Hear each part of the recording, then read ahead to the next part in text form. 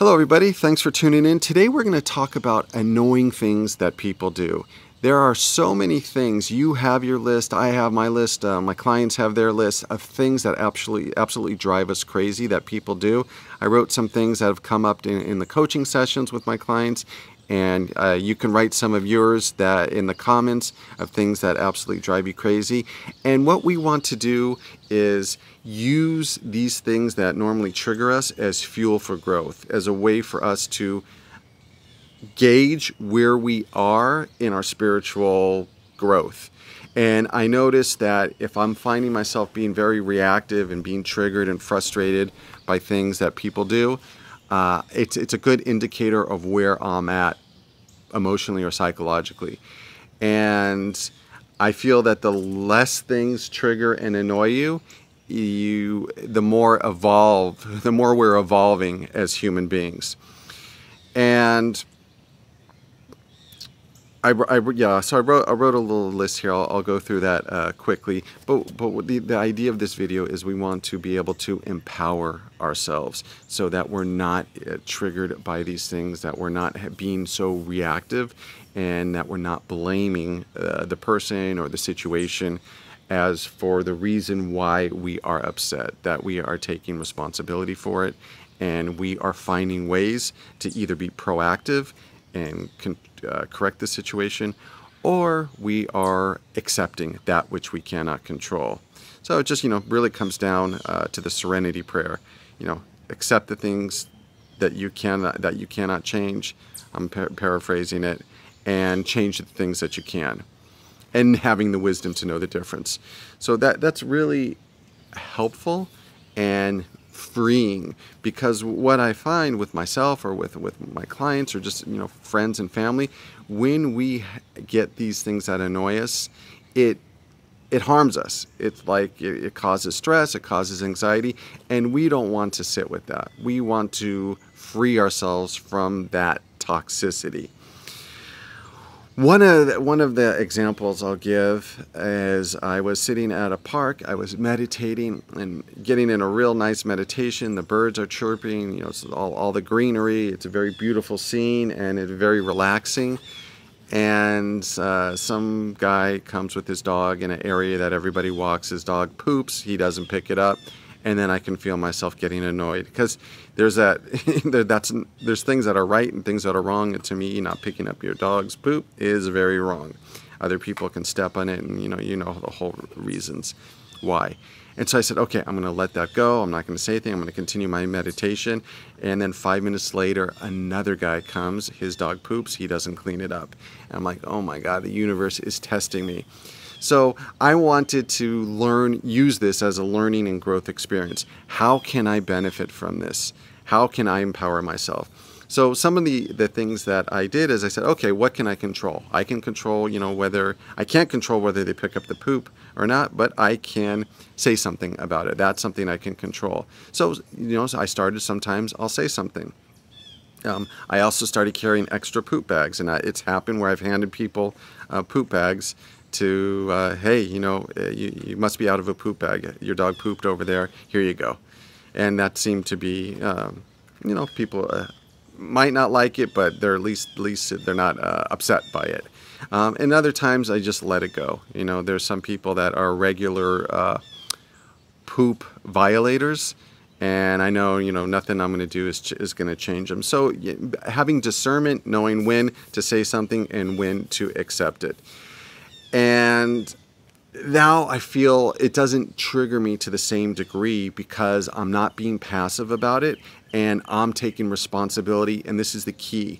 I'm taking responsibility for my reaction to it.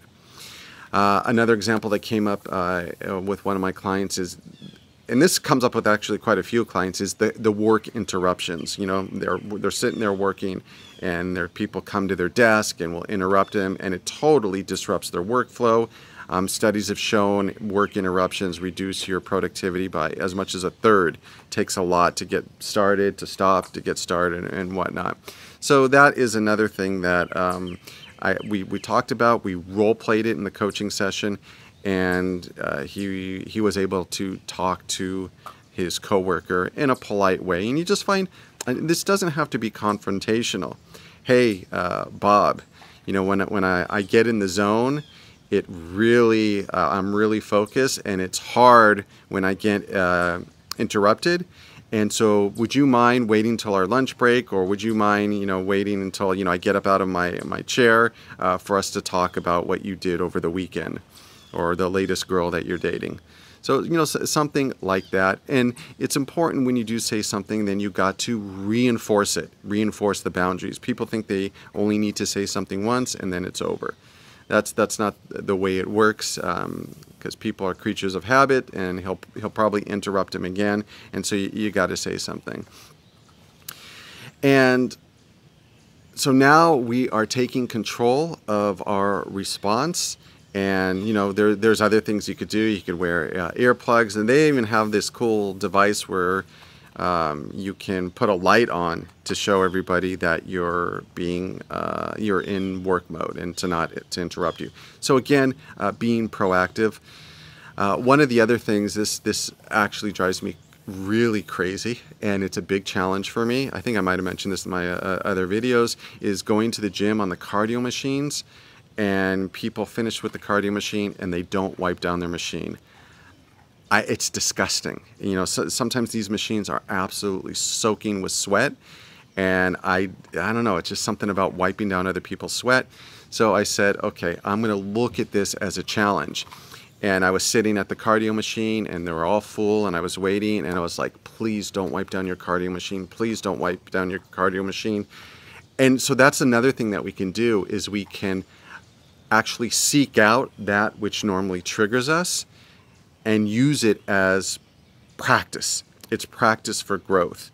It's practice looking at these things as an opportunity for us to either accept these things or to be assertive and to influence these things.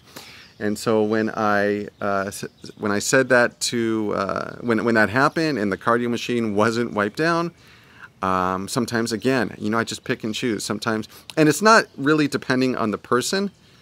Some people say, oh, if it's a big, strong, muscly guy, I'm not going to say anything, and if it's a weak guy, or if it's a woman, I'm going to say something. That's not going to challenge myself. Now, maybe I might start there, and then gradually build up. But I think it's really important to start slowly. Take baby steps in assertiveness and saying something, and then continue to stretch yourself and move forward.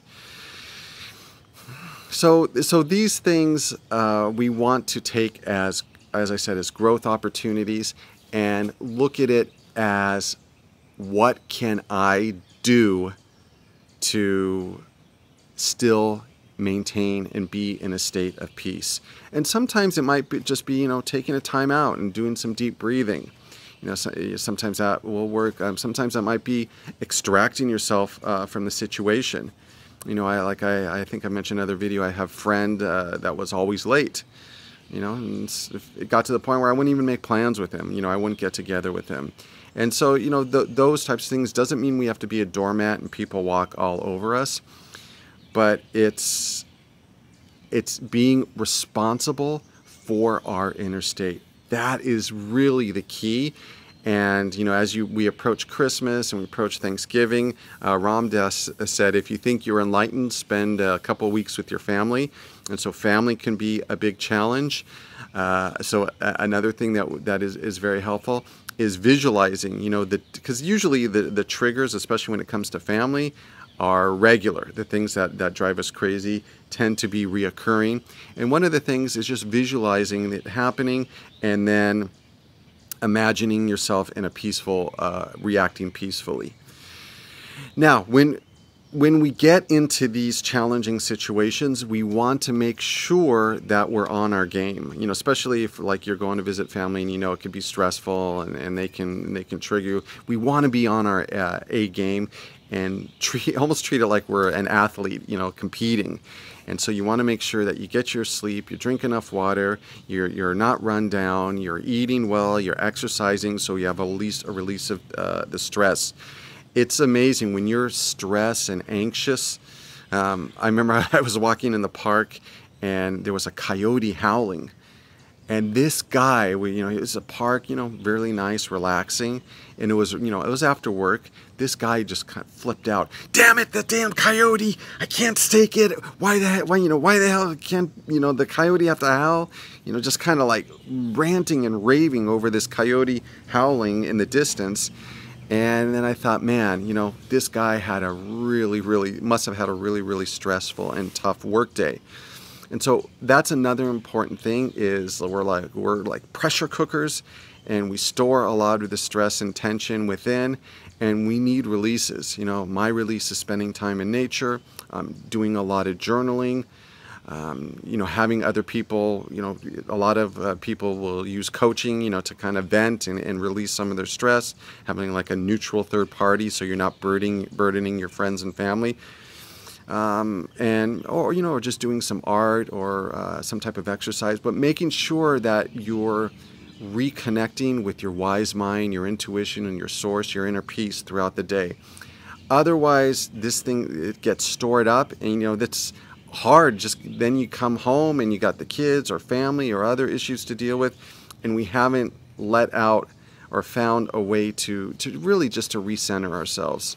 And that will make a big difference. I encourage clients that meditate. We'll set up meditation goals to reconnect with source or your higher self, whatever you want to call it, throughout the day, even if it's only 60 seconds. You meditate 20 minutes in the morning, and then you go to the work, or you go throughout your day, and you just get sucked back into the drama and the anxiety. And so, man, it's really helpful just to take 60 seconds, 2-minute break, go for a short walk, do some deep breathing, and reconnect. And then we're much better able to handle it. The biggest thing that I find in coaching is people don't take care of their sleep. They don't have good sleep hygiene, they don't have good sleep discipline, and that will leave you vulnerable to anxiety, stress, and being triggered by external events. And believe it or not, that's one of the most popular goals that we set up in coaching and that clients have accountability for. Is sleep goals, a bedtime and a wake-up time. And that goal makes a huge difference. Especially with all these electronic devices and people staying up too late. I mean, most people do not get enough sleep, so you'll find that will give you a lot of peace as well. Okay, so that wraps it up. Thank you very much for listening. Subscriptions, comments, thumbs up are greatly appreciated. And again, if you would like very affordable coaching, shoot me an email. It's in the description. And until next time, bye-bye.